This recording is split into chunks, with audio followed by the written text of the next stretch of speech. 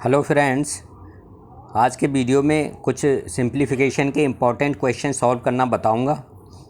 शुरू करने से पहले जिन लोगों ने अभी तक मेरा चैनल सब्सक्राइब नहीं किया जल्दी से इसको सब्सक्राइब कर लें और वीडियो को लाइक करें और अपने फ्रेंड के साथ शेयर करें। शुरू करते हैं। क्वेश्चन नंबर 1 है, इफ़ 1/3.718 इक्वल टू 0.2689, ये इतना दिया हुआ है, तब हमको इसकी वैल्यू निकालनी है 1/0.0003718 की। तो इन क्वेश्चन को कैसे सॉल्व करते हैं? सिंपल क्वेश्चन है, लेकिन कभी कभी क्या होता है, कन्फ्यूज़न में या जल्दबाजी में हमारा क्वेश्चन गलत हो जाता है। तो जब भी आप एग्ज़ाम की तैयारी करें तो ये याद रखें कि आपके जो सिंपल क्वेश्चन है वो गलत नहीं होना चाहिए। तो इस तरीके से पढ़ें जो एग्ज़ाम में सिंपल क्वेश्चन आए वो गलत ना हो, और एग्ज़ाम में जब भी सिंपल क्वेश्चन करेंगे तो उनको ठीक से देख के और पढ़ के करेंगे। तो ये क्वेश्चन कैसे सॉल्व करेंगे इसको मैं सॉल्व करना बता रहा हूँ। तो जो दिया है हम इसको ले लेते हैं, 1/3.718 दिया है, ठीक है। तो अभी हम यही ले लेते हैं 3.718। हम नीचे का पॉइंट हटाते हैं या दशमलव हटाते हैं। कैसे हटाएंगे? तो राइट साइड से काउंट करते हैं कितनी डिजिट के बाद या कितनी संख्याओं के बाद दशमलव है। तो 1, 2 और 3। तो राइट साइड से 3 संख्याओं के बाद दशमलव है, तो दशमलव हटाने के लिए क्या करते हैं, ऊपर 3 0 बढ़ा देते हैं। अगर 3 के बाद पॉइंट है तो 3 0 बढ़ेंगे, 2 के बाद पॉइंट है तो 2 0 बढ़ेंगे, 5 के बाद पॉइंट है तो ऊपर 5 0 बढ़ा देंगे। तो राइट साइड से हम काउंट करते हैं, राइट साइड से कितनी संख्याएं या कितने नंबर्स के बाद आपका पॉइंट है। तो जितनी संख्याओं के बाद पॉइंट होता है ऊपर उतने ही 0 बढ़ा देते हैं। तो 3 के बाद पॉइंट है तो ऊपर 3 0 बढ़ा दिए। तो ये कितना हो गया, 1000/3718 हो गया, 3718। और इसकी वैल्यू कितनी दी है, क्योंकि अभी हमने राइट साइड में कुछ किया ही नहीं है, सिर्फ लेफ्ट साइड में किया है। इसकी वैल्यू दी है 0.268 8 और 9, ठीक है। हमने इसको इतना लिख लिया। अब जो हमको निकालना है, अब इसको सॉल्व करते हैं। इसका पॉइंट हटाते हैं क्योंकि यहाँ नीचे 3718 है, तो उसको भी नीचे 3718 कर लेते हैं। तो कैसे करेंगे इसको, 3718 लिख लेते हैं। इसको क्या दिया है, 1/0 पॉइंट कितने जीरो हैं, 3 0 और 3718, 1 2 3 0 और 3718 हैं। अब इसका पॉइंट हटाएंगे तो कैसे हटाएंगे, कितनी नंबर्स के बाद या कितनी संख्याओं के बाद राइट से काउंट करेंगे। हमारा डेसिमल या दशमलव है, तो 1 2 3 4 5 6 7। तो 7 संख्याओं के बाद राइट साइड से हम काउंट करते हैं।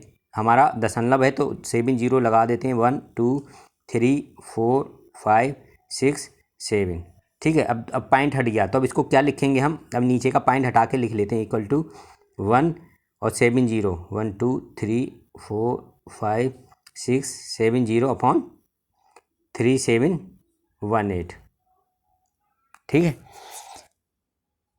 तो यहाँ पे 7 0 हैं, और जो इस वाले में कितने जीरो आए थे, ऊपर 3 0 आए थे।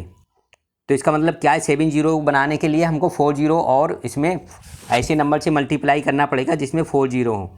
तो हमको किससे मल्टीप्लाई करना पड़ेगा, दिया क्या था, जो हमारा क्या आया था 1000 अपॉन, ठीक है, क्या था 3718 था। ये कितना दिया था, 0.2689 था। हमने नीचे का जब पॉइंट हटा दिया था तो ऊपर 1000 आए थे, तो ऊपर 3 0 हैं। इसका मतलब 4 0 और करने के लिए इसको किससे मल्टीप्लाई करेंगे, 1 0 10,000 से मल्टीप्लाई करेंगे। तो इसको भी हम राइट साइड में 10,000 से मल्टीप्लाई करेंगे, ठीक है। तो राइट साइड में कितना आ जाएगा, लेफ्ट साइड में तो आ जाएगा 1 1 2 3 4 5 6 7 0 अपॉन 3718, ठीक है। तो इधर राइट साइड में कितना हो जाएगा, 1 2 3 4, तो 1 2 3 4 2689 हो जाएगा जब मल्टीप्लाई करेंगे। क्यों, क्योंकि 4 संख्याओं के बाद इसके लेफ़्ट साइड में पॉइंट है और हम 4 0 इधर 10,000 से मल्टीप्लाई कर रहे हैं। तो ये आपका दशमलव जो है शिफ्ट हो जाएगा, 1 0 से यहाँ शिफ्ट हो जाएगा 2 के बाद, दूसरे 0 से 6 के बाद, तीसरे 0 से 8 के बाद और चौथे 0 से 9 के बाद। तो यहाँ पॉइंट आएगा, तो यहाँ पॉइंट लगाने का कोई मतलब नहीं है, उसको छोड़ देते हैं। तो क्या आएगा आपका आंसर, 2689 आंसर हो जाएगा, ठीक है, ऐसे सॉल्व करते हैं। दूसरे तरीके से भी सॉल्व कर सकते हैं। यहाँ क्या करते हैं, यहाँ 3 के बाद पॉइंट है, ठीक है, तो यहाँ कितने के बाद पॉइंट है, यहाँ 1 2 3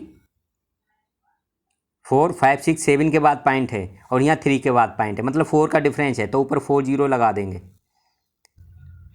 ठीक है, ये शॉर्ट ट्रिक है। जब ऊपर 4 0 लगा रहे हैं तो यहाँ पे क्या करेंगे, इधर मतलब 10,000 से 4 0 का मतलब 10,000 से मल्टीप्लाई कर देंगे, तो 0.2689 इंटू 10,000, यहाँ लगा लेते हैं 1 0, 10,000, तो ये कितना हो जाएगा, 2689 आंसर हो जाएगा। तो जो बच्चे पढ़ने में तेज़ हैं वो ऐसे कर सकते हैं ईजिली कि यहाँ पे कितने के बाद पॉइंट है और यहाँ पे कितने के बाद पॉइंट है, पॉइंट को कैसे एडजस्ट करना है, उस हिसाब से वो आंसर ले आते हैं। और जिनको अभी पढ़ना सीख रहे हैं, मैथ करना सीख रहे हैं, वो लॉन्ग मेथड से जो मैंने अभी पहले बताया उससे कर सकते हैं। नेक्स्ट क्वेश्चन देखते हैं। क्वेश्चन नंबर 2 है, इफ़ 0.13 अपॉन पी स्क्वायर बराबर 13 है तो पी की वैल्यू हमको कैलकुलेट करनी है। तो क्या दिया है, 0.13 अपॉन पी स्क्वायर कितना दिया है, 13 दिया है। हमको कैलकुलेट करना है पी की वैल्यू कितनी होगी। तो इसको सिंपल करने के लिए क्या करते हैं, 13 के नीचे 1 मान लेते हैं और क्रॉस मल्टीप्लाई कर लेते हैं। तो क्रॉस मल्टीप्लाई में क्या आएगा, 13 पी स्क्वायर बराबर 0.13। तो यहाँ से पी स्क्वायर बराबर क्या हो जाएगा, 13 उधर जाके डिवाइड करेगा, पी स्क्वायर बराबर क्या हो जाएगा, 0.13 अपॉन 13। अब पॉइंट दिया है तो 13 से 13 कटेगा तो ऊपर क्या आएगा, 0.01 आएगा। ठीक है, 2 के बाद पॉइंट है तो 0.0 और फिर 13 बन जा 13, तो 0.01 आ जाएगा। तो पी स्क्वायर बराबर क्या आया, 0.01। ठीक है, ये पॉइंट है, 0.01 आ गया। तो यहाँ से पी की वैल्यू क्या आएगी, जब पी की वैल्यू कैलकुलेट करेंगे तो दोनों तरफ स्क्वायर रूट ले लेते हैं। तो पी स्क्वायर के ऊपर भी स्क्वायर रूट आ जाएगा और 0.01 के ऊपर भी स्क्वायर रूट आ जाएगा, 0 या 0.01 लिख सकते हैं इसको हम, 0.01। ठीक है, तो पी स्क्वायर का स्क्वायर रूट क्या हो जाएगा, पी हो जाएगा, और 0.01 का स्क्वायर रूट क्या हो जाएगा बताइए, 0.01 का स्क्वायर रूट 0.1 हो जाएगा। ठीक है, तो p इक्वल टू 0.1 आएगा। अब पॉइंट के अगर स्क्वायर रूट के अंदर में पॉइंट होता है तो उसका हम वर्गमूल कैसे कैलकुलेट करते हैं, वो कैलकुलेट करने का मैं तरीका नेक्स्ट क्वेश्चन में बता देता हूँ कैसे कैलकुलेट करते हैं, क्योंकि बहुत सारे हमारे साथी ऐसे हैं जिनको कभी कभी प्रॉब्लम होती है कि स्क्वायर रूट के अंदर का पॉइंट आ जाता है, तो उसका हम सॉल्व कैसे करते हैं, तो उसको सॉल्व करने का तरीका मैं बता देता हूँ, नेक्स्ट क्वेश्चन में बता देता हूँ। इसका आंसर आ गया p इक्वल टू 0.1 आ गया। नेक्स्ट क्वेश्चन देखते हैं, क्वेश्चन नंबर 3 है। ये ऐसे क्वेश्चन है जो मैं करा रहा हूँ, ये इंपॉर्टेंट क्वेश्चन है और एग्जाम में रिपीट भी हो जाते हैं इस तरीके के क्वेश्चन। अब यहाँ क्या है, इसको हमको सॉल्व करना है। इसकी पावर्स या घात दी हैं, इन घातों को हमको सिंप्लीफाई करना है और सिंप्लीफाई करके जो भी आंसर है वो निकालना है। तो सबसे पहले क्या करते हैं, ये ऊपर वाले नंबर मल्टीप्लाई में है, सेम नंबर, जब सेम नंबर मल्टीप्लिकेशन में होते हैं और उनके ऊपर पावर्स या घात होती हैं तो क्या करते हैं, उनकी घात ऐड कर देते हैं। जैसे ए की घात ए की पावर x है इंटू ए की पावर y है, ये नंबर सेम है, ये भी a है और ये भी a है। यहाँ ए की घात x है और यहाँ ए की घात y है, तो क्या करेंगे, इसको हम ऐसे लिख सकते हैं, ए की घात x प्लस y। ठीक है, ये दोनों नंबर सेम होना चाहिए, ये a है तो ये भी a होना चाहिए, तभी इनकी घातें जुड़ेंगी। ऐसा नहीं है अगर a की घात x है इंटू b की घात y है तो इनको मत जोड़ दीजिएगा, ये कभी नहीं जुड़ेंगी, ये इसके इक्वल नहीं होगा। a की घात x प्लस वाई या b की घात x प्लस वाई नहीं हो सकता। ठीक है, तो जब ये वाली सेम होंगे तभी इनकी घातें जुड़ेंगी। तो क्या करते हैं, यहाँ 225 की पावर 0.2 है इंटू 225 की पावर 0.3 है, तो इसको कैसे लिखेंगे हम, 225 की पावर 0.2 और प्लस 0. दूसरी जगह लिख लेते हैं, आ नहीं रहा, 0.3। ठीक है, फिर से लिख लेते हैं, इसको ऊपर नहीं आ रहा, यहाँ लिख लेते हैं। 225 की पावर क्या हो जाएगी, 0.2 प्लस 0.3 हो जाएगा, और नीचे क्या होगा, 225 की पावर 0.8 प्लस 0.2। ठीक है, ऊपर की घात ऊपर जुड़ जाएगी और नीचे की घात नीचे जुड़ जाएंगी। तो ऊपर कितना आ जाएगा, 225 की घात, बताइए कितना हो जाएगा, 5 हो जाएगा। 225 की घात 0.5 हो जाएगा, 0.2 प्लस 0.3 इक्वल टू 0.5, और नीचे क्या आएगा, 225 की घात 1। 0.8 प्लस 0.2 कितना हो जाएगा, 1 हो जाएगा। ठीक है, जैसे 8 2 10 हो जाएंगे, एक के बाद पॉइंट लगेगा तो 0 के बाद पॉइंट आ जाएगा, तो इसकी मान क्या हो जाएगा, या इसकी वैल्यू क्या हो जाएगी, 1 हो जाएगी। अब नीचे वाली घात ज़्यादा है, ऊपर वाली घात कम है, तो जो भाग में घातें होती हैं उनका क्या करते हैं, वो नीचे आके ज़्यादा वाली में से कम वाली माइनस हो जाती है। तो नीचे ज़्यादा है तो ऊपर वाली घात नीचे आएगी और नीचे माइनस हो जाएगी। तो क्या हो जाएगा, ऊपर 1 बचेगा, 225 नीचे आ जाएगा। तो 225 की घात क्या होगा, 1 माइनस 0.5। ठीक है, तो कितना हो जाएगा, 1 में से 0.5 गया, 1/225 की घात 0.5। अब आपको यहाँ समझना है 0.5 का मतलब क्या होता है। 0.5 को हम 1/2 लिख सकते हैं, क्योंकि 1/2 बराबर कितना होता है, 0.5 होता है। ठीक है, ये मैं समझाने के लिए बता रहा हूँ। 1/2 बराबर 0.5 क्या होता है, तो 0.5 की जगह हम 1/2 लिख सकते हैं। तो ये क्या होगा, 1/225 की घात 1/2। ठीक है, और किसी की घात 1/2 होता है, उसका मतलब क्या होता है, उसका मतलब वर्गमूल होता है। जैसे 4 की घात अगर 1/2 आ जाए तो इसका मतलब है 4 का वर्गमूल कितना होगा, 4 का वर्गमूल 2 हो जाएगा। तो यहाँ 225 का वर्गमूल कितना हो जाएगा, 1/2 का मतलब क्या है, एक पेयर बाहर निकालना है। तो 225 को हम क्या लिख सकते हैं, या 225 का हम 1/2 का मतलब क्या होता है, किसी घात उसका वर्गमूल। तो 225 का हम वर्गमूल कर लेंगे, 1/2 हटा के इसको ऐसा लिख लेंगे 225 का वर्गमूल। तो क्या आ जाएगा, 225 किसका वर्गमूल है, 15 का, तो 1/15 हो जाएगा। तो इसका आंसर कितना हो जाएगा, 1/15। ठीक है, तो ऐसे सिंपल करते हैं। थोड़ी ट्रिकी क्वेश्चन है, लेकिन ईजिली आप इस तरीके से सॉल्व कर सकते हैं। अगर किसी की घात 0.5 आ जाए, 0.5 का मतलब 1/2 है, और 1/2 का मतलब क्या होता है, वर्गमूल होता है। 1/3 का मतलब क्या होता है, घनमूल होता है। अगर किसी की पावर या घात 1/3 होती है किसी नंबर की, तो उसका मतलब होता है उसका घनमूल निकालना है, और 1/2 होती है तो उसका मतलब वर्गमूल निकालना है। अगर ऐसे ही 1/5 होती है तो 5 का मतलब क्या होता है, वो भी मैं बता देता हूँ। जैसे वर्गमूल में हम क्या करते हैं, 2 × 2 है तो एक पेयर बाहर निकाले, दोनों में एक पेयर बनना है तो इसमें से एक ले लेंगे, 2, इसका वर्गमूल 2 हो गया। घनमूल में क्या करते हैं, अगर 2 × 2 है तो 3 का एक पेयर बनता है, तो इसमें से एक संख्या ले लेते हैं। 3 अगर सेम संख्याएं हैं तो इसका घनमूल को ऐसे लिखते हैं, तो इसका 2 घनमूल हो गया। ऐसी अगर मान लो ये 2 × 2 × 2 × 2 × 2 है और इसकी घात 1/5 है। ठीक है, तो इसमें 1/5 का मतलब ये हुआ, अगर ये 5 सेम नंबर हैं तो उसमें से एक नंबर बाहर आएगा। तो 1 2 3 4 5 सेम नंबर हैं, तो 2 की 2 × 2 × 2 × 2 × 2 इसकी पावर 1/5 या इसकी घात 1/5 होता है, तो इसका मतलब है एक 2 आपका बाहर आ जाएगा, तो इसका आंसर 2 हो जाएगा।